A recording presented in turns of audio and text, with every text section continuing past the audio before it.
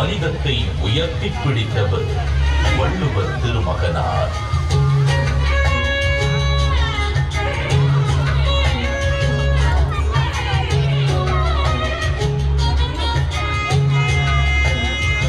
சுமார் 2000 ஆண்டுகள் பழமையான சங்க இலக்கியத்தில் 11 கீழ்கணக்கு நூல்களில் ஒன்றான திருக்குறளை தமிழ் மொழியின் தலைசிறந்த நீதி நூல்களில் ஒன்றென கூறலாம்.